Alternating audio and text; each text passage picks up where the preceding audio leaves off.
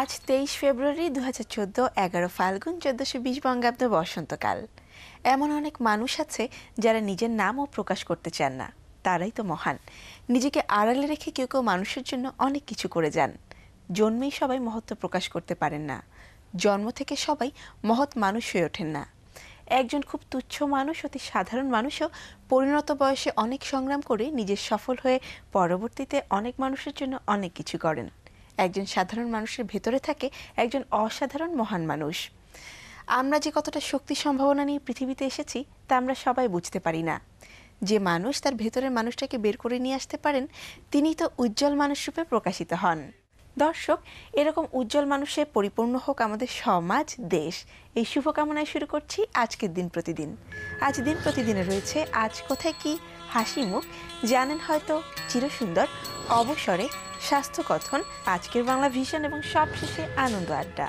সুপ্রিয় দর্শক, আমাদের আনন্দ আড্ডার আজকের অতিথি অস্ট্রেলিয়ার অভিবাসন আইনজীবী কাউসার খান। চলুন পরিচিত হয়ে আমাদের আজকের অতিথির সাথে। সুপ্রভাত, কেমন আছেন? আমি ভালো আছি। আমরা আপনার কাছ থেকে বেশ কিছু তথ্য জানবো। আমাদের বাংলাদেশ থেকে যারা অস্ট্রেলিয়া যাচ্ছে কাজের জন্য বা পড়াশোনার জন্য, সেই প্রক্রিয়াটা এবং সেখানকার নিয়ম কানুন, বেশ কিছু বিষয় জানবো। তবে তার আগে আমাদের কিছু নিয়মিত পরিবেশনা। আজ বাংলাদেশ শিল্পকলা একাডেমির জাতীয় নাট্যশালার মূল থিয়েটার হলে রয়েছে স্বরচিত আবৃত্তি চর্চা ও বিকাশ কেন্দ্রের পরিবেশনায় বাংলা নামে দেশ। একাডেমির এক্সপেরিমেন্টাল থিয়েটার হলে রয়েছে নাগরিক নাট্য সম্প্রদায়ের পরিবেশনায় নাটক অপেক্ষমান। একাডেমির স্টুডিও থিয়েটার হলে রয়েছে প্রাচ্য নাটের পরিবেশনায় নাটক কিনু কাহারের থিয়েটার। আজ ধানমন্ডির গ্যালারি চিত্রকে চলছে বাংলাদেশের 15 জন এবং জাপানের 5 জন চিত্রশিল্পীর চিত্রকর্ম নিয়ে জাপান বাংলাদেশ আর্ট এক্সিবিশন শীর্ষক চিত্র প্রদর্শনী। প্রদর্শনীর আজ শেষ দিন, সময় সকাল 10টা থেকে রাত 8টা পর্যন্ত। হাসতে নাকি জানে না কেউ, কে বলেছে ভাই, এই দেখো না কত হাসির খবর বলে যাই। প্রিয় দর্শক, আমার কাছে অনেক হাসির খবর আপাতত নেই, তবে আপনাদের জন্য রয়েছে নির্মল হাসির প্রচেষ্টা। প্রাণ খোলা হাসিতে সকালটা শুরু হলে দিনটাও সুন্দর কাটবে নিশ্চয়ই।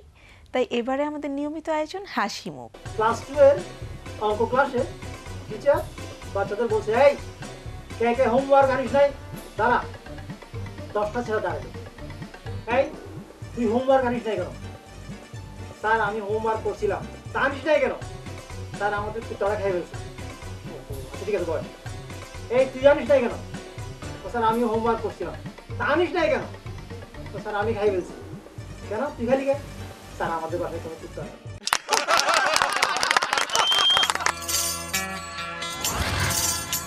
দক্ষিণ এশিয়ার আর্থসামাজিক অবস্থা সম্পর্কে গবেষণা কর্ম পরিচালনা এবং এই কাজে আত্মনিয়োগে গবেষকদের উৎসাহিত করার সহ বিভিন্ন জার্নাল এবং গবেষণা সাময়িকী প্রকাশ, লাইব্রেরি, জাদুঘর, আর্ট গ্যালারি সহ অন্যান্য শিক্ষা এবং সংস্কৃতি সম্পর্কিত প্রতিষ্ঠানকে পরিচালনা করার লক্ষ্য উদ্দেশ্য নিয়ে প্রতিষ্ঠিত হয় এশিয়াটিক সোসাইটি। 1952 সালে এশিয়াটিক সোসাইটি অফ পাকিস্তানের নাম পরিবর্তন করে 1972 সালে এটির নামকরণ করা হয় এশিয়াটিক সোসাইটি অফ বাংলাদেশ।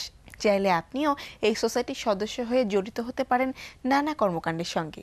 জেনে নিন ঠিকানা: এশিয়াটিক সোসাইটি অফ বাংলাদেশ, 5 পুরাতন সচিবালয় রোড, নিমতলী, রমনা, ঢাকা। ফোন 02-7168-940। সুপ্রিয় দর্শক, আজকে চিরসুন্দর পর্বে আপনাদের জন্য রয়েছে বাংলা ভিশনের আর্কাইভ থেকে একটি নাচ।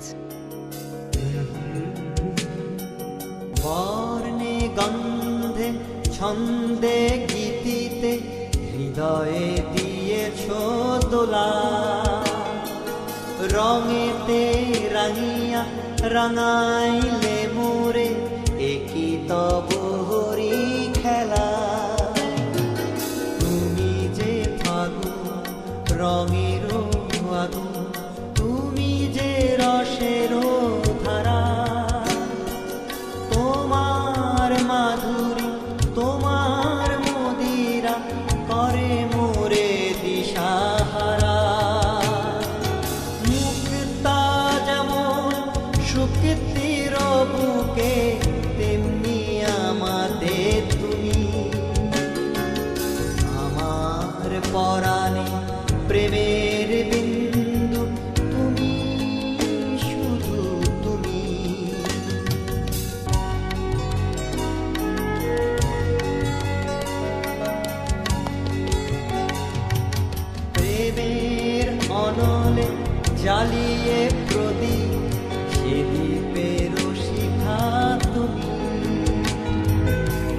জোনাকি পাঠায় ঝিকিমিকি নেচে এরি না চালে তুমি আপন হারা উদাসী প্রাণে লহগো প্রেমাঞ্জলি তোমারে রচিয়া ভরেছি আমার বাউল গানের ঝুলি তা যেমন শক্তির বুকে তেমনি আমাদের তুমি আমার পরাণে প্রেমের বিন্দু তুমি শুধু তুমি শুধু তুমি তুমি শুধু তুমি আজ দিনের ব্যস্ততার ফাঁকে কিছুটা অবসর হয়তো পাবেন। অবসরে কি করবেন? আজ একটি বইয়ের কথা বলতে চাই। বেগম রোকেয়ার লেখার সঙ্গে আমরা প্রায় সবাই কম বেশি পরিচিত। রোকেয়ার লেখা এখনও প্রাসঙ্গিক। তিনি যে নারী মুক্তির কথা বলেছেন, তিনি যে কুসংস্কার ও কূপমণ্ডূকতার কথাও লিখেছেন, আমরা সেখান থেকে খুব একটা মুক্ত হতে পারিনি। বেগম রোকেয়ার অন্যতম সেরা বই অবরোধবাসিনী। এই বইটি প্রথম প্রকাশিত হয় 1931 সালে। রোকেয়া তার এই বইয়ের শুরুতেই লিখেছেন, কতকগুলি ঐতিহাসিক ও চাক্ষুষ সত্য ঘটনার হাসি কান্না লইয়া অবরোধবাসিনী রচিত হইল। নকশাধর্মী ছোট ছোট রচনাগুলির মধ্যে ফুটে উঠেছে অবরুদ্ধা নারীর মর্মান্তিক কথা। প্রিয় দর্শক, অবরোধবাসিনী বারবার পড়বার মতো একটি বই। কেউ কেউ মনে করেন বারবার মুখ ধুলে বুঝি ত্বক ভালো থাকে। এই ধারণাটি ভুল। ত্বক চর্চার আগে মুখ ধুয়ে নিতে হয়, ময়লা পরিষ্কার করার জন্য মুখ ধুতে হয়, কিন্তু বারবার মুখ ধুলে ত্বকের জন্য তা ভালো না হয়ে আরও ক্ষতিকর হতে পারে। রুক্ষ খসখসে মুখ বারবার ধুলে ত্বকের আরও ক্ষতি হয়। দিনে রাতে 2-3 বারের বেশি মুখ ধোয়ার দরকার নেই। ডিটারজেন্টযুক্ত পানি কিংবা গরম পানি দিয়ে মুখ ধুলে তা ত্বকের জন্য আরও ক্ষতির কারণ হতে পারে। সুপ্রিয় দর্শক, আজ বাংলা ভিশনের পর্দায় আপনাদের জন্য রয়েছে সকাল 11:05 সরাসরি আড্ডার অনুষ্ঠান সকালবেলার রোদ্দুর। প্রযোজনা আরিফ হোসেন। মানে যা বল আপনি ঠিক তার উল্টাটা করেন। বিষয়টা জান আমার ভিতরটা জানতে দুপুর 1:05 পূর্ণদৈর্ঘ্য বাংলা চলচ্চিত্র। মানুষের চোখে আপনি অপরাধী হতে পারেন, কিন্তু আমার কাছে নয়। আগে জানলে তোর টিনের ঘরে ঢুকতাম না।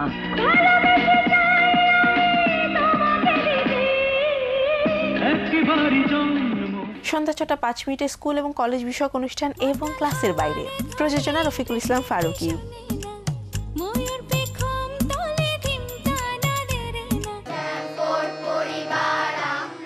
আজ সন্ধ্যা 6:30 দরিদ্র জনগোষ্ঠীর অর্থনৈতিক ও জীবনমান উন্নয়নে পল্লী কর্মসহায়ক ফাউন্ডেশনের বিশেষ অনুষ্ঠান উন্নয়নে PKSF। প্রযোজনা আরিফ হোসেন। রাত 8:15 ধারাবাহিক নাটক $10 মিলিয়ন। রচনা রাজিবুল ইসলাম রাজীব, পরিচালনা রায়হান খান। তুমি ওকে আষ্টে পিষ্টে এমন ভাবে বাঁধবে যাতে ও তোমাকে ছাড়া শ্বাস নিতে কষ্ট পায়। রাত 9:05 ধারাবাহিক নাটক এলেবেলে। রচনা ও পরিচালনা বদরুল আনাম সৌদ। আজ রাত 11:25 বিশেষ সঙ্গীতানুষ্ঠান সুরের শব্দজাল। প্রযোজনা নাহিদ আহমেদ বিপ্লব ও সাজ্জাদ হুসাইন। দর্শক, এছাড়া সকাল 7:30, সকাল 10টা, বেলা 11টা, দুপুর 12টা, 2টা, বিকাল 4টা, 5টা, সন্ধ্যা 7:30, রাত 10:30 এবং রাত 1:30 দেখুন বাংলা ভিশন সংবাদ।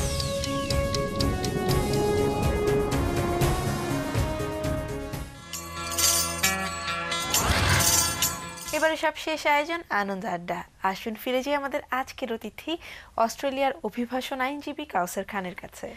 শুরুতেই জানতে চাই যে বাংলাদেশ থেকে যারা বাইরে যাচ্ছে, অস্ট্রেলিয়ায় যাচ্ছে পড়াশোনার জন্য এবং চাকরির জন্য, প্রক্রিয়াটা কি যদি একটু বলতেন। প্রথমত আপনার এখান থেকে পড়াশোনা শেষ করার পরে অস্ট্রেলিয়া ইউনিভার্সিটিগুলোতে অ্যাপ্লাই করতে হবে। তাদের যে রিকোয়ারমেন্ট আছে এই অনুসারে তাদের ফুলফিল করে তারপরে যদি তারা এলিজিবল মনে করে তাহলে তাদেরকে অফার লেটার ইস্যু করে। তারপরে বাংলাদেশ থেকে বাংলাদেশ অস্ট্রেলিয়া হাই কমিশনে অ্যাপ্লাই করতে হয়। সেই জায়গায় প্রধানত ইংলিশের জন্য IELTS এবং ফিনান্সিয়াল অ্যাবিলিটির জন্য যে নিকট আত্মীয় এবং বাবা মা ভাই বোনদের সে পরিমাণ টাকা তাদের আছে কিনা এটা যাচাই বাছাই করে এবং তার স্টুডেন্ট এখানে যে পড়াশোনা করছে এটা জেনুইন কিনা এটা চেক করে তারপর ভিসা ইস্যু করে তারপরে ওরা যেতে পারে এখান থেকে পড়াশোনা করার জন্য অস্ট্রেলিয়াতে জেনারেলি। আর কাজের জন্য আসলে বাংলাদেশ থেকে কাজের জন্য সেভাবে এখনো কেউ যাচ্ছে না, কারণ হচ্ছে যে এটা সংক্রান্ত পর্যাপ্ত জ্ঞান বাংলাদেশিদের এখনো ওইভাবে নেই বলা চলে। তো কাজের জন্য যেতে হলে যেটা হয় হলো ওইখানকার যেগুলো কোম্পানি আছে তারা স্পন্সর করতে হয়।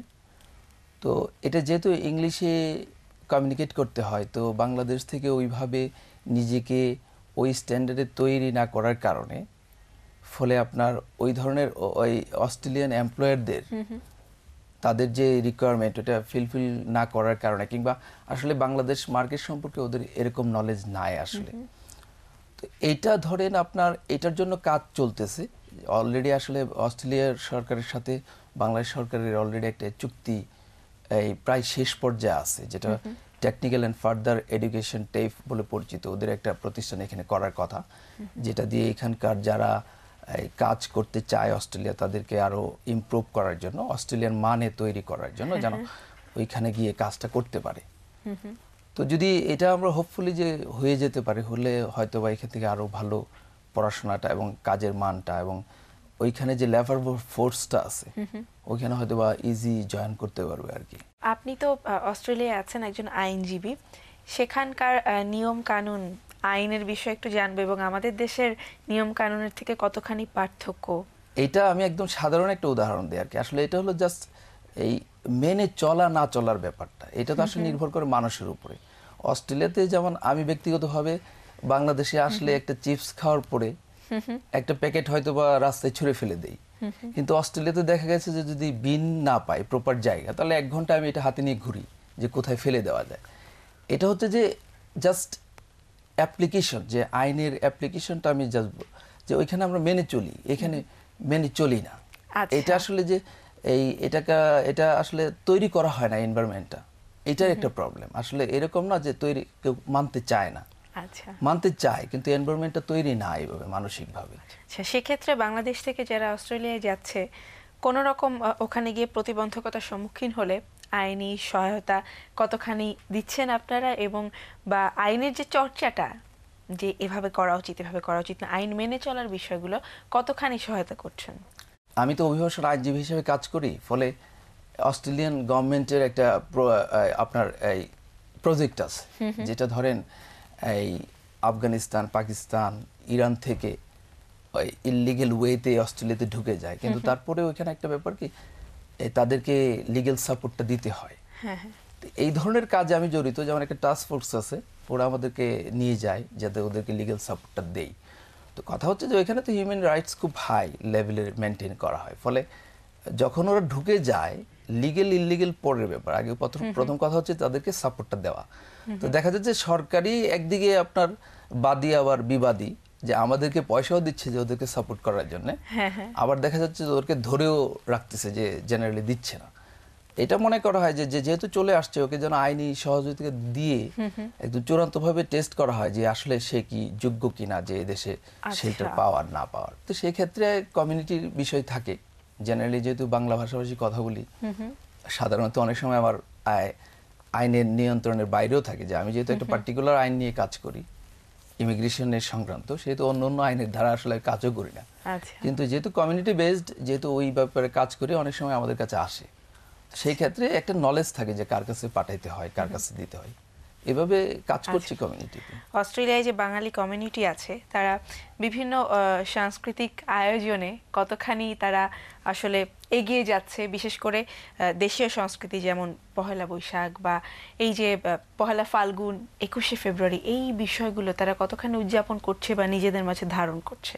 বৈশাখী মেলা অলিম্পিক পার্ক, যেখানে সিডনি অলিম্পিক 2000-এ অনুষ্ঠিত হয়েছে, তো ওইখানে ওই দিনটার জন্য সমস্ত বাংলাদেশি অপেক্ষায় থাকে যে বৈশাখে আমি যাব। ওইখানে এই মেয়েরা পোশাক আগের থেকে নির্বাচন করে রাখে, ছেলেরা থাকে।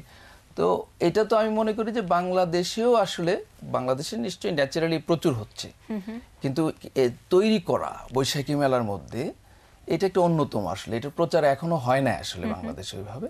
তো প্রচুর কমপক্ষে 25,000 বাংলাদেশি ওই দিন অ্যাটেন্ড করে যে ওই অনুষ্ঠানে। আচ্ছা। এটা ছাড়াও মনে করেন যে আরো 3-4 টাকা বৈশাখী মেলা হয় যেখানে সবাই হয়। আবার এখন তো ভাষার মাস, তো বাংলাদেশ ছাড়াও কিন্তু অন্যান্য জায়গায় ভাষার কাজ চলতেছে, আন্তর্জাতিক মাতৃভাষা হিসেবে এটা অলরেডি স্বীকৃত হয়ে গেছে। তো সেই ক্ষেত্রেও কিন্তু সিডনি আমরা যারা আছি আমরা কিন্তু পিছিয়ে নেই, আমাদের অলরেডি ওইখানে আমরা একটা শহীদ মিনার তৈরি করেছি। আমরা বলতে আমি বলছি যে যেহেতু বাংলাদেশি আসলে ওইখানে 21 একাডেমি নামে একটা প্রতিষ্ঠান আছে যারা ভালো কাজ করছে, যারা অস্ট্রেলীয় মেইন স্ট্রিমদের সাথে যোগাযোগ রেখে অলরেডি আমরা স্মৃতিসৌধ তৈরি করা হয়েছে অ্যাশফিল্ড পার্কে, এবং খুবই সাংঘাতিকভাবে এবং একদম খুব এখানে যেভাবে আমরা খুব মন প্রাণ দিয়ে উদযাপন করি, সেম থিং ওইখানে হচ্ছে। আচ্ছা, একটা বিষয় একটু জানার ছিল যে ওখানে তো বাঙালি কমিউনিটি যারা আছে তারা এই আয়োজনটা করছে, ওখানকার যারা অস্ট্রেলিয়ান নাগরিক তারা বা আপনাদের যারা বন্ধু বান্ধব আছে ওই দেশের, তারা বিষয়টার সাথে কতখানি মিশতে পারছে বা বিষয়টাকে কিভাবে দেখছে?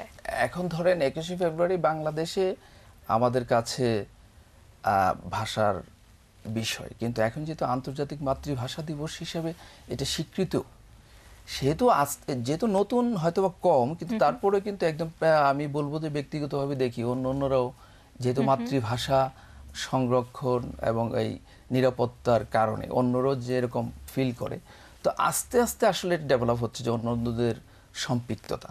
তো এটা কিন্তু ভালো যে মানে খুব বেশি দিন হয় না এই স্বীকৃতি। তো এখন শুধুমাত্র এটা যে আমাদের বিষয় তা না, এটা আন্তর্জাতিক মাতৃভাষা হিসেবে কোনো কাউন্সিল উদযাপন করছে, এ কথা আমি বলতে পারি। আর অন্য দিক দিয়ে বলতে পারি, ধরেন এই কিছুদিন আগে এই সিডনি ফিল্ম ফেস্টিভ্যাল হলো, সেখানে মোস্তফা সরোয়ার ফারুকীর টেলিভিশন ফিল্ম দেখেন ওইখানে প্রদর্শিত হয়েছে। তা আমি নিজেও কয়েকজন বন্ধু বান্ধব সহ ওইখানে গেলাম, কারণ ওই আমাদেরও আবার ওইখানে একটা ওয়েবসাইট আছে banglasydney.com, যারা কমিউনিটি বেসড হেল্প করে আনিসুর রহমান সাহেবের। ওইখান থেকে টিকিট ছিল যে একটু ডিসকাউন্টেড ছিল বাংলাদেশিদের জন্য। তো আমরা তো গেলাম, গিয়ে দেখলাম যে আমরা হয়তো বা 30 জন অথবা 25 জন হবো বাংলাদেশি, আর অন্য সবাই ছিল অন্য দেশি। এবং ছবি দেখে দেখে যখন ওরা করতালি দিচ্ছিল, বিশাল একটা ব্যাপার মনে হয়েছে। এই কয়েকদিন আগে সাকিব আল হাসান যখন আপনার এই এডিলাইটে খেলতে গেল, সেম থিং ওদের যেরকম ছিল, ওরাও দেখলাম যে পত্রপত্রিকা বলছে যে সিরিয়াস একজন, কারণ সাকিব আল হাসান সম্পর্কে তো প্রামাণিকভাবে কিছু দেওয়ার কিছু নেই, সবাই জানে যে পৃথিবীর সেরা অলরাউন্ডার হিসেবে কাজ করে। তো ওরা যখন মেইন স্ট্রিমে পত্রপত্রিকা হেরাল্ড সিডনিতে দেখলাম যে ইন্টারভিউ দিচ্ছে, টিভিতে দেখাচ্ছে, আমরাও কিন্তু সিরিয়াস উত্তেজিত। এবং দেখা গেল যে আমরা অলরেডি যারা বাংলাদেশে ছিলাম এরা অ্যাডিলাইটের যেই দল ছিল এটা সমর্থক হয়ে গেছি। আসলে হওয়ার কথা সিডনিতে থাকে সিডনির দলের, কিন্তু দেখা গেল এটা কারণ হচ্ছে যে ওরা নিজেরাই যেহেতু সাকিব নিয়ে এত লাফালাফি করতেছে, তাও আমরা করবো না কেন? এবং এটা আসলে এটা এমনিতেই হয়ে যায় আর কি।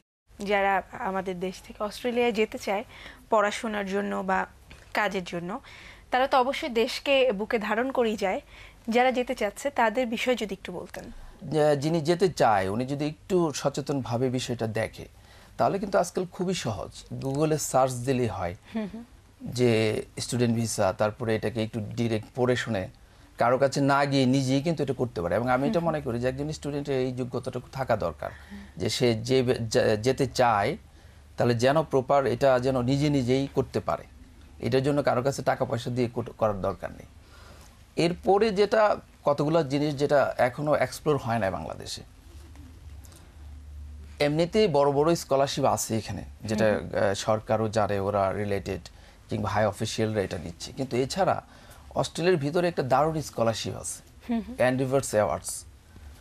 এগুলোতে কিন্তু এরা চাইলে ওয়েবসাইটে সার্চ করে খুঁজে নিতে পারে, গুগলে এটা লিখলেই হয়, তারপরে ডিটেলস পড়ে দেখে নিতে পারে যে আগে কারা, পরে কারা, কিংবা কারেন্টলি কারা এই স্কলারশিপগুলা ধারণ করতেছে, পাইছে। ওদের সাথে ফেসবুকে চাইলে আবার ওই নামগুলো সার্চ করে ওদের সাথে কন্ট্যাক্ট করে কমিউনিকেট করে ওদের কাছে জেনে নিতে পারে যে আমি সহজে কিভাবে এগুলোতে অ্যাপ্লাই করলে এলিজিবল হওয়া যায়। অবশ্যই আপনার কথাগুলো যারা দেশের বাইরে আছে তাদের জন্য কাজে লাগবে এবং শুধু অস্ট্রেলিয়ায় না, বিশ্বের বিভিন্ন দেশে যারা আছেন প্রবাসী বাঙালি তাদের জন্য শুভকামনা রইল, শুভ প্রত্যাশা রইল। আপনাকে অসংখ্য ধন্যবাদ আমাদেরকে সময় দেওয়ার জন্য। আপনাকে ধন্যবাদ এবং বাংলা ভিশনকে ধন্যবাদ এরকম একটা সুযোগ করে দেওয়ার জন্য, কথা বলার জন্য। সুপ্রিয় দর্শক, এতক্ষণ কথা হচ্ছিল অতিথির সাথে, এবারে সময় হলো বিদায় নেবার। আমরা আপনাদের মতামত আর ইচ্ছের প্রতিফলন ঘটাতে চাই। আপনাদের মতামত আর ইচ্ছের কথা জানাতে আমাদের কাছে লিখুন এই ঠিকানায়। প্রযোজক দিন প্রতিদিন, বাংলা ভিশন নূর টাওয়ার, 110 বীর উত্তম সিয়াদ দত্ত রোড, ঢাকা 1205। ফোন 963203 থেকে 4 পর্যন্ত। আমাদের কাছে ইমেল করতে পারেন এই ঠিকানায় dinprotidin@banglavision.tv। বিখ্যাত সাহিত্যিক প্রতিভা বসুর একটি উক্তি বলে শেষ করব আজ। তিনি বলেছেন, বই হচ্ছে শ্রেষ্ঠ আত্মীয়, যার সঙ্গে কোনোদিন ঝগড়া হয় না, কোনোদিন মনোমালিন্য হয় না। আপনারা ভালো থাকুন, সুন্দর থাকুন। আজকে সারাটা দিন সবার জন্য শুভ হোক।